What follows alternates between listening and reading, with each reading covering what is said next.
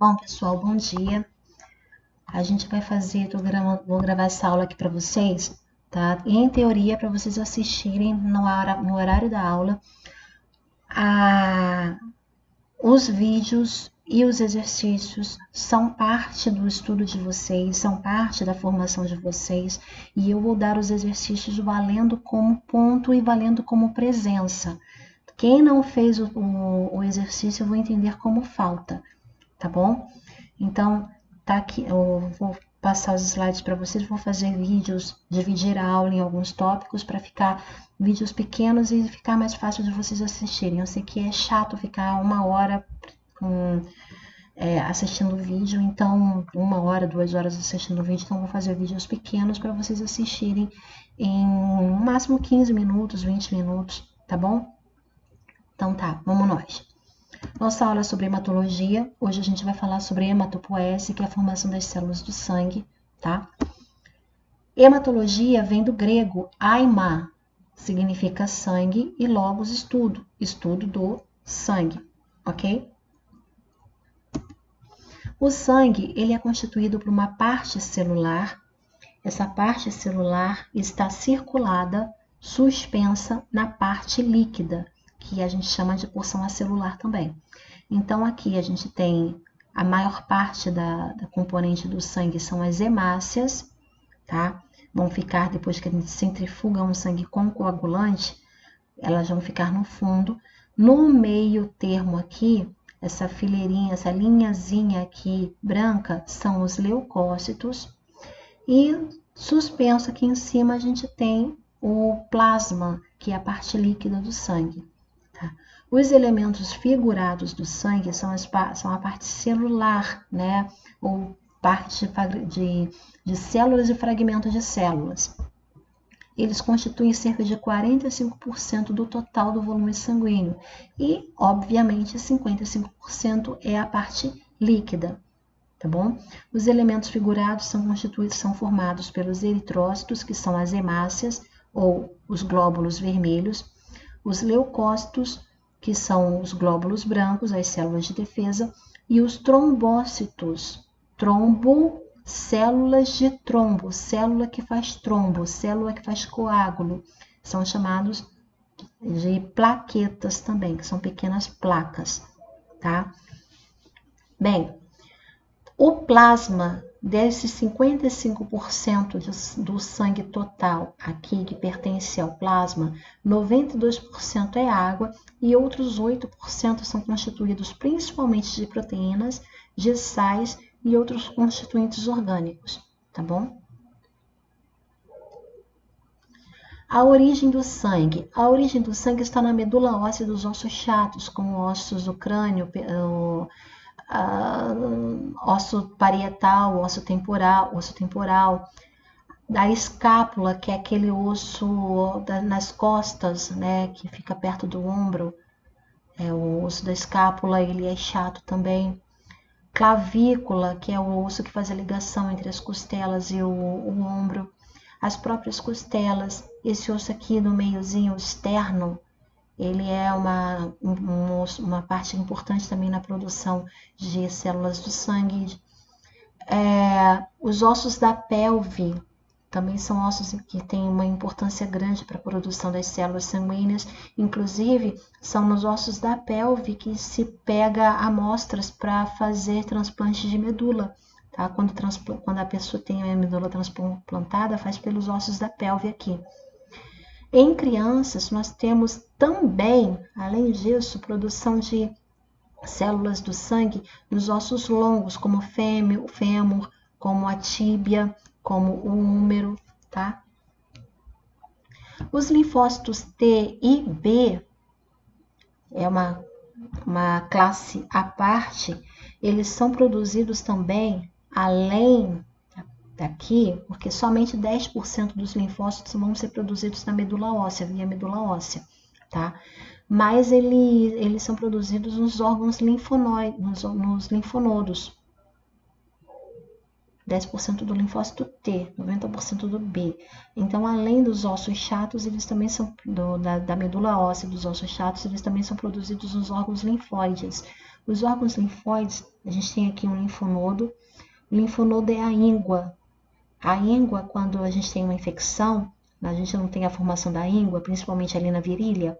Pois é porque essa íngua está cheinha, está fazendo produção de linfócitos, está cheinha de linfócitos para mandar para fora para combater aquela infecção. E ela está espalhada por toda a parte do corpo, pelo corpo inteiro, tá? Outro órgão linfóide importante é o baço. E outro órgão linfóide importante, principalmente para as células T, é o timo. É aqui que acontece a maturação das células T. A produção e maturação. Não é só maturação, não. A hematopoese, então, é a formação das células do sangue. Também a gente pode achar por este nome hematocitopoese ou hemopoese. Mesma coisa.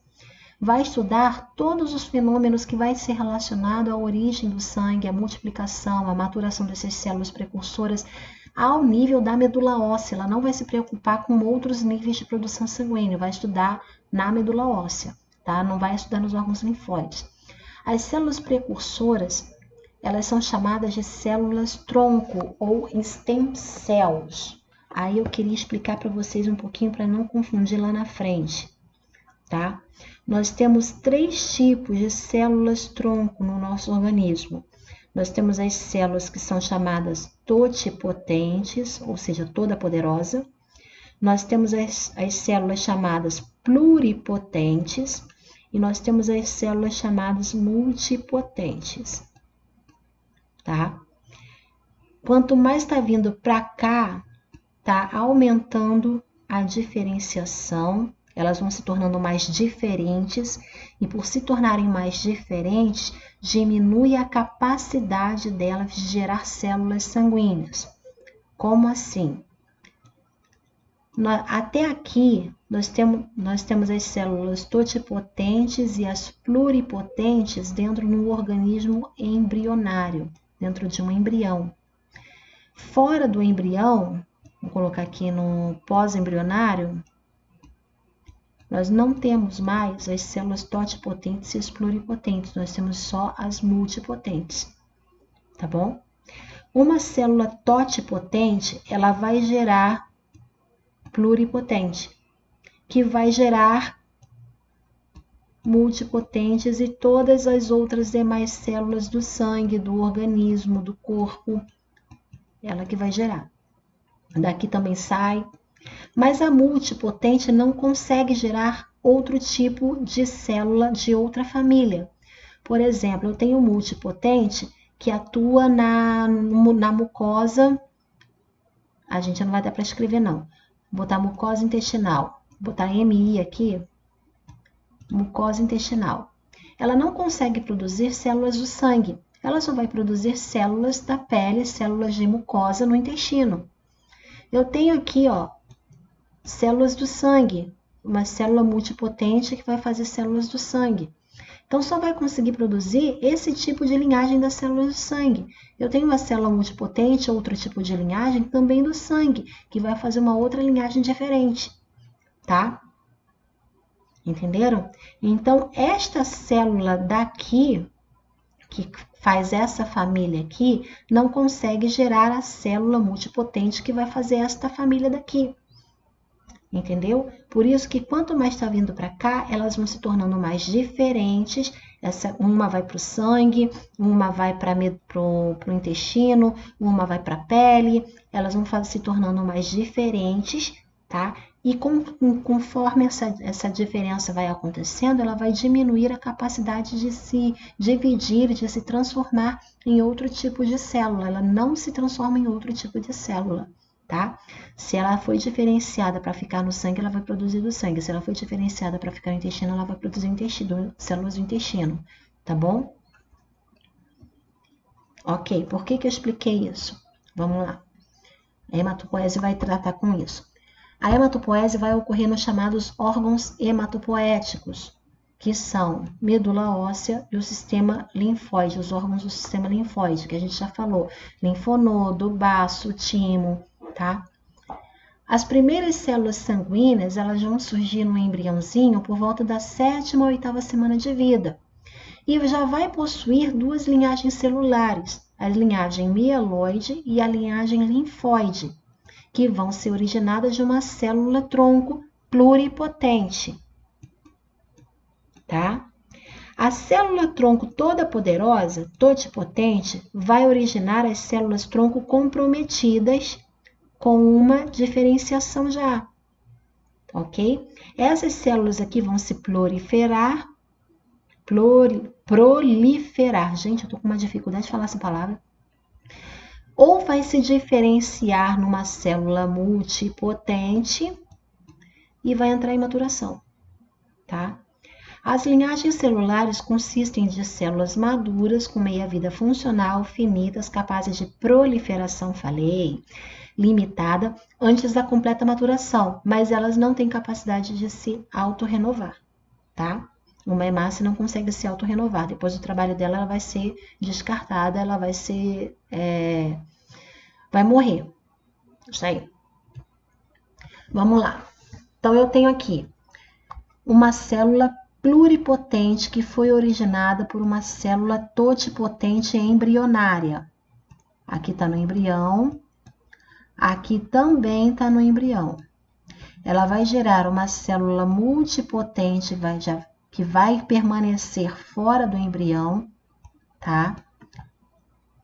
Multipotente linfóide e multipotente mieloide. Essa multipotente linfóide vai gerar os linfócitos. E a multipotente mieloide vai gerar todas as demais células do sangue. Ela não vai gerar linfócito, ela não vai gerar célula de pele. Ela está, num caso diferente, ela foi produzida, ela já está especializada para fazer essa cadeia celular aqui, para fazer essas famílias celulares aqui, tá bom? Ok?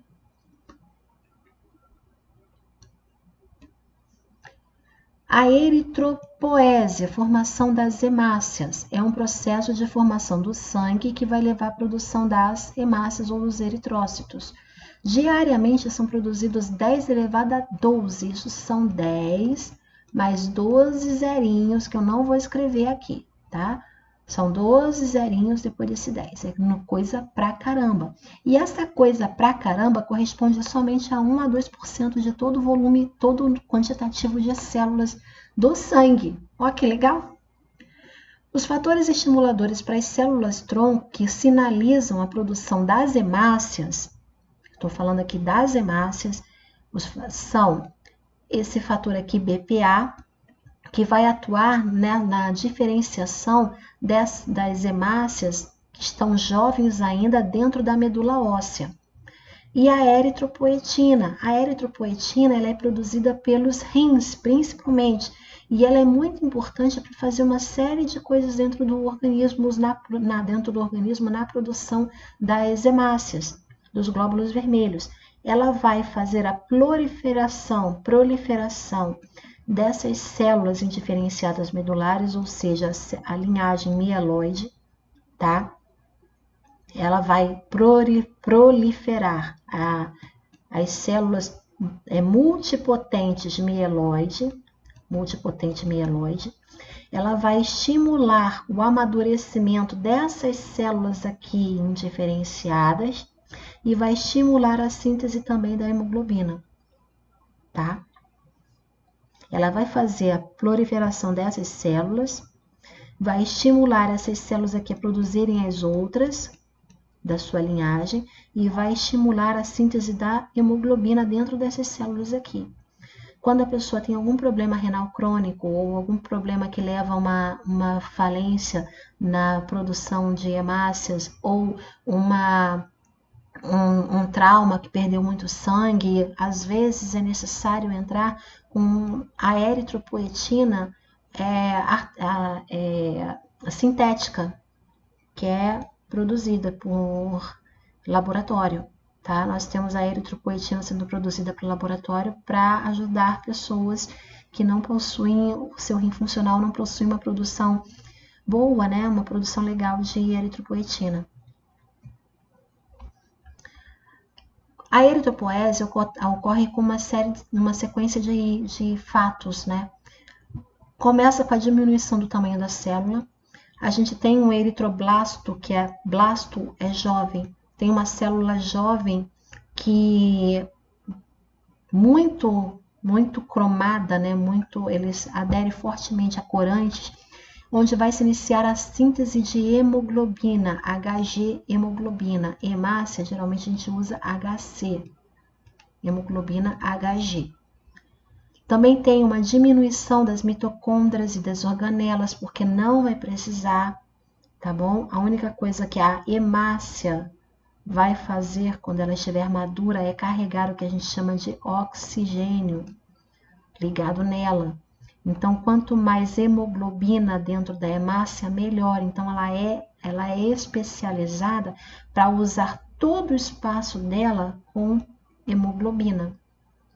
Então, o número de mitocôndrias e organelas vai se diminuindo, o núcleo vai ficando denso, vai ficando pequenininho, vai ficando mais fechadinho, vai se apertando, até que ocorre a expulsão dele.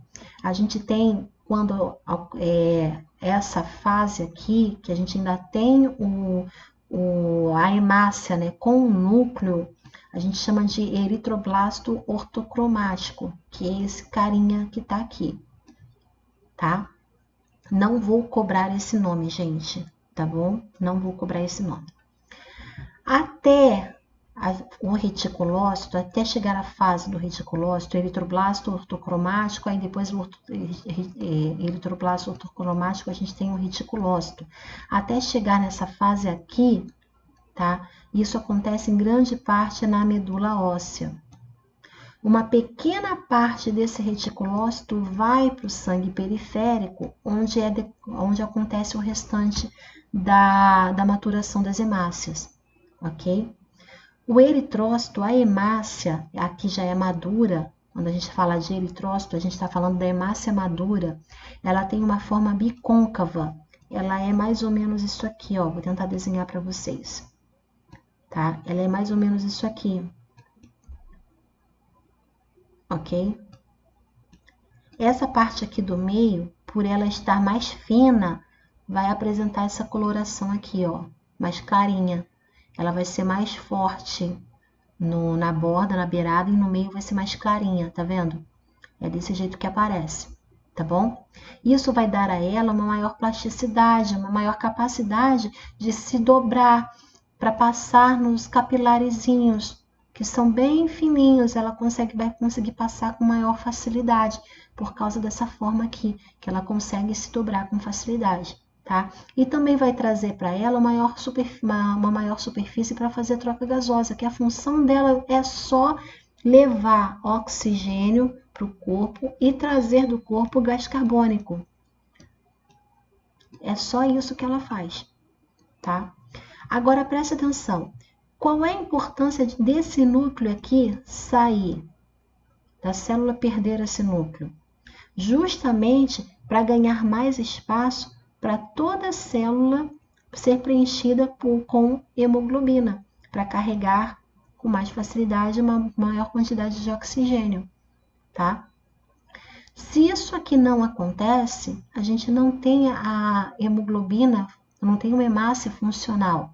Ela não está madura, não está própria para carregar oxigênio da forma como se deve, ok? O que a gente está vendo aqui é um esfregaço de sangue periférico com uma célula jovem de hemácia que não deveria estar lá, como eritroblasto. Essa célula não deveria estar aqui. Provavelmente essa pessoa perdeu muito sangue ou está com processo de uma anemia muito crítica. Para a medula óssea está jogando célula jovem ainda na corrente sanguínea. Qual é a complicação disso aqui? Apesar de estar com, vamos dizer assim, uma tentativa de aumentar o volume de células do sangue, essa célula não é funcional, não vai fazer o trabalho dela bem, ela não vai carregar o oxigênio bem. Então, no final das contas, ela e nada é a mesma coisa. Entendeu? Não vai ser funcional. O organismo manda para lá para tentar compensar, mas ela não vai agir da mesma forma como uma hemácia normal, tá? Aqui é o processo.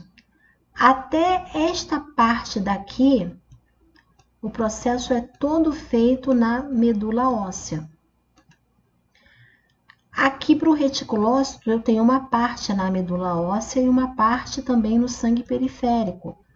1,5, de 1 a 1,5% do sangue periférico vai ser de...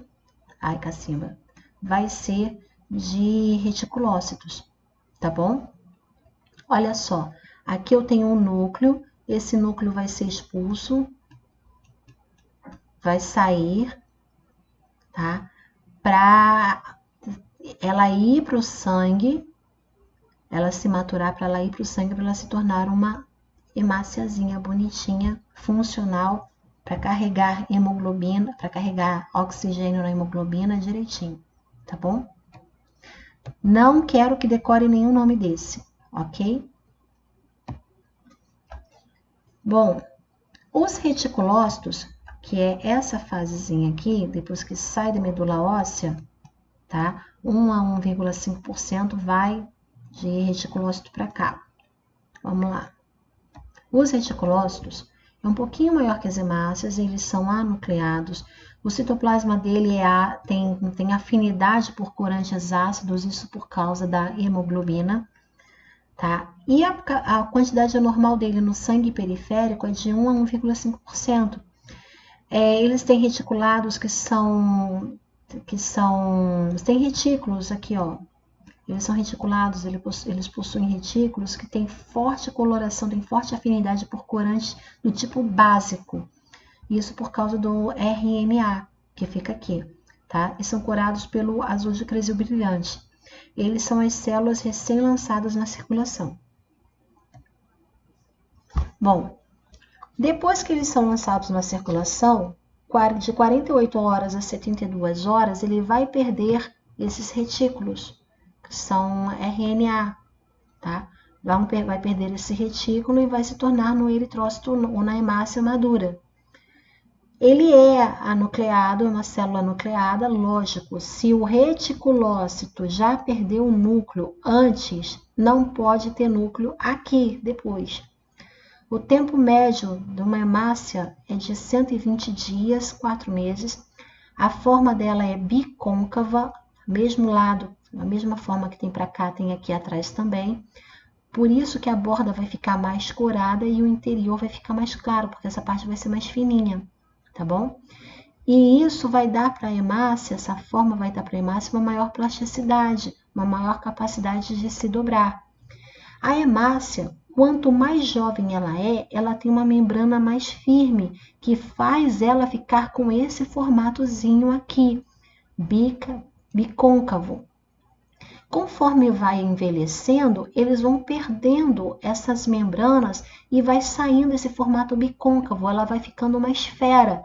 Por isso que a gente passa a chamar de esferócito, tá? Olha para cá. Por que eu sei que isso aqui é uma esfera? Eu não estou vendo em 3D. Nem isso aqui também estou vendo em 3D. Por que eu sei que esse é uma esfera e esse aqui não sei? Não é. Porque aqui, ó, tá menos corada no meio. Então, isso me indica a forma bicôncava dela. Enquanto essa aqui, ela tá toda por igual. Isso significa que provavelmente ela é uma bolinha, e realmente é uma bolinha. É o esferócito. Por que isso é importante? Quando eles ficam dessa forma, eles perdem a plasticidade. Perdendo essa plasticidade, assim que passa no baço, ele é retido para ser eliminado. Essa célula aqui vai ser retida para ser eliminado e ser retirado da circulação. Tá bom, gente? Aqui passa para parte das plaquetas, tá? A gente faz um outro videozinho. Por enquanto é só